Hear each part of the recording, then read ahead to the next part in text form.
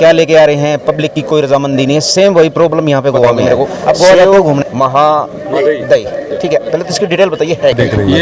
ये अगर मादई नदी अगर डाइवर्ट हो जाती है तो गोवा के लोग 48% लोगों को पानी के लिए प्रॉब्लम लाने जाते हैं, बिल्डिंग बनाना चाहते हैं, बड़ा बड़ा मेगा प्रोजेक्ट लाने, जो गोवा के लोगों के लिए कुछ फायदे रहे नहीं। जो भी हम लोग हमेशा मिनिस्टर को या मंत्री को गाली देते हैं, पर ये ऑफिसर भी उतना रिस्पॉन्सिबिलिटी है गोवा के डिस्ट्रक्शन यूज कर रहे हैं। भारतीय जनता पार्टी आज मादई रिवर पॉलिटिक्स के लिए यूज कर रही है। तो दिल्ली आने से पहले वहाँ भी कुछ संघर्ष किया होगा आपने? बहुत संघर्ष किया है। तो क्या बात है कि सुनाई नहीं की या वहाँ कर्नाटक और हमारा जो गोवा का सरकार है वो उनके सामने फीका पड़ रहा है। जब पानी की कटौती कर रही है, हाँ, शायद पूरा पानी की कटौती नहीं रही है टीम, तो गोवा में आपके घूमने का जो आनंद है वो फीका पड़ जाएगा, क्योंकि सरकारें कुछ और सिस्टम लेके आ रही है।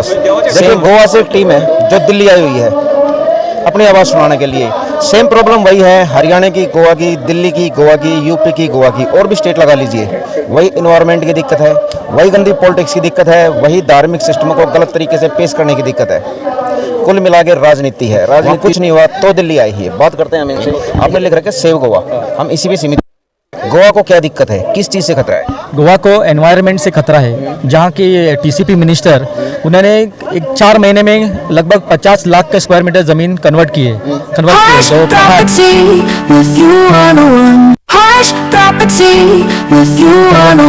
कन्वर्ट किए जो पहाड़ खेत जमीन है जहाँ पर इकोलॉजिकल सेंसिटिव है, ऐसी जमीन उन्होंने कन्वर्ट की है। कन्वर्ट मतलब किस में की है? रेजिडेंशियल मेगा प्रोजेक्ट लाने के लिए। वो जमीन खेती है, उधर सिर्फ खेती करना चाहिए, बाकी जमीन है पहाड़ जंगल है, वो जंगल हमने बचाना चाहिए, क्योंकि गोवा का आधा क्षेत्र वेस्टर्न घाट्स में आता है जो इकोलॉजिकली वर्ल्ड हेरिटेज साइट है, अपना हेरिटेज साइट है। वो वहाँ पे लैंड चेंज यूज करके जो क्या बिल्डिंग लाने जाते हैं, बिल्डिंग बनाना चाहते हैं, बड़ा बड़ा मेगा प्रोजेक्ट लाने, जो गोवा के लोगों के लिए कुछ फायदे का नहीं। जो बाहर के मेगा माफिया लॉबी है, अपना बिल्डिंग माफिया लॉबी है, उनके लिए उसने ओपन किया जंगल, क्योंकि अभी मालूम है गोवा का पॉपुलेशन सिर्फ 15 लाख है। जो भी जितना भी जमीन अपना बिल्डिंग का यूज के लिए है, हमारे गोवा गवर्नमेंट से एक डिमांड थी, जो भी चीफ टाउन प्लानर है गोवा में एक रीजनल प्लान रहता है जिसपे हिसाब से डेवलपमेंट होता है, जो जमीन उस पर लेकर रहती है, कौन सी जमीन किस काम के लिए यूज करती है। पर वो प्लान अभी 10 साल से अभियान में है। हमने डिमांड की थी हमको एक न्यू रीजनल प्लान चाहिए, जैसे हम लोगों का पार्टिसिपेट होके लोगों को जो चाहिए वैसा डेवलपमेंट चाहिए। सो वो हम इतने सालों से मांग कर रहे हैं, वो ने बिना करके गवर्नमेंट ने बैकडोर से ये बिल्डिंग लॉबी के लिए अपना गोवा की जमीन खोली। बताइए, देखिए मैं पूछना चाहता हूँ, वहाँ पे राज्य सरकार और केंद्र सरकार 2 सरकारें होती हैं, वहाँ पे राज्य सरकार में कौन सी पार्टी है?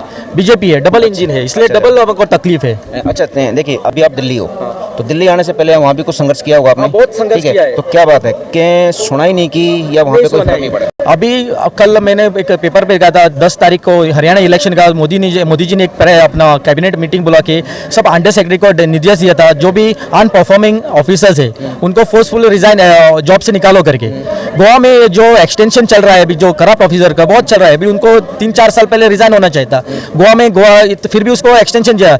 अच्छा आदमी के लिए गोवा में एक्सटेंशन नहीं होता, ऑफिसर जो करप्ट है, जैसे मे भी मादई में उसको 4 साल से अपना प्रमोशन अपना उसका एक्सटेंशन दे रहा है। उसके ऊपर जूनियर ऑफिसर जो कैपेबल है उनको बिठाने रहे पोस्ट पे। हमारा यही डिमांड है, जो करप्ट ऑफिसर है, जो भी हम लोग हमेशा मिनिस्टर को या मंत्री को गाली देते, पर ये ऑफिसर भी उतना रिस्पॉन्सिबिलिटी है गोवा के डिस्ट्रक्शन के लिए। मैं रोकना चाहूँगा आपको। देखिए दिल्ली की जो समस्याएं हैं ग्राम सभा की और लैंड चेंज करने की, क्या लेके आ रहे हैं, पब्लिक की कोई रजामंदी नहीं है। सेम वही प्रॉब्लम यहाँ पे गोवा में है। आप गोवा जाते हो घूमने के लिए, शायद अगर ये सफल नहीं रही है टीम, तो गोवा में आपके घूमने का जो आनंद है वो फीका पड़ जाएगा, क्योंकि सरकारें कुछ और सिस्टम लेके आ रही हैं।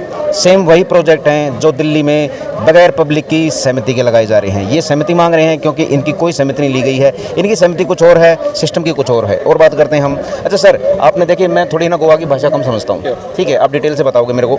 सेव महादई, ठीक है, पहले तो इसकी डिटेल बताइए है क्या? ये हमारी मादई नदी है जो कर्नाटक से होके गोवा में आती है, और आते आते हमारे जो फार्मर्स हैं, हमारे जो पशु पक्षी हैं, जानवर हैं, उनकी प्यास बुझा के आती है, और ये हमारी मांडवी रिवर में मिल जाती है। सो आज ये मादई रिवर जो है वो पॉलिटिक्स के लिए वो लोग यूज़ कर रहे हैं। भारतीय जनता पार्टी आज मादेई रिवर पॉलिटिक्स के लिए यूज़ कर रही है। थोड़ा सा मैं डीपली और ज़मीनी बात करूँगा, किस तरह यूज़ कर रही है? यूज़ कर रही है या मिस यूज़ कर रही है? इसको यूज़ कर रही है और मिसयूज़ भी बोल सकते हैं हम लोग। तो किस तरह थोड़ा बताइए। आज जो कर्नाटका है, ये कर्नाटका से होके आती है। सो आज कर्नाटका अपना उनके 28 MLAs हैं, सो अपने 28 MPs हैं, उनके दम पे मतलब वो डाइवर्ट करने की कोशिश कर रही है कर्नाटका। और हमारा जो गोवा का सरकार है वो उनके सामने फीका पड़ रहा है। जब पानी की कटौती कर रही है, हाँ, पूरा पानी की कटौती, पूरा डैम बांध के डाइवर्ट करने को देख रही है। सो ये अगर मादेई नदी अगर डाइवर्ट हो जाती है तो गोवा के लोग 48% लोगों को पानी के लिए प्रॉब्लम हो जाएगा। इसका जो वाटर है वो गोवा में नहीं आएगा, नहीं आएगा, पूरा ब्लॉक हो जाएगा। सो ये मेन रीज़न है। अभी मैं देखिए हर एक चीज़ में दिल्ली से मिला रहा हूँ, क्योंकि हमारी टीम दिल्ली में काम करती है। दिल्ली की सारी नदियाँ बंद कर दी गई हैं, गंदे नाले बने हुए हैं। आप किस परिस्थिति में दिल्ली में जी रहे हो आपको सब पता है। कोई नदी नाला दिल्ली में अभी कोई जीवित नहीं है, सब गंदे नाले हैं। सेम वही भविष्य इनको दिख रहा है और ये अपने भविष्य के लिए लड़ रहे हैं। इनकी नदी की समस्या भी यही है। अगर ये नहीं सफल हुए, मैं दोबारा फिर वही बात करता हूँ, इनकी ये जो नदियाँ हैं ये भी गंदे नाले बन जाएंगे, क्योंकि सरकारी सिस्टम वहाँ पे भी गलत तरीके से कर रही है। सेम यही बात है। यस।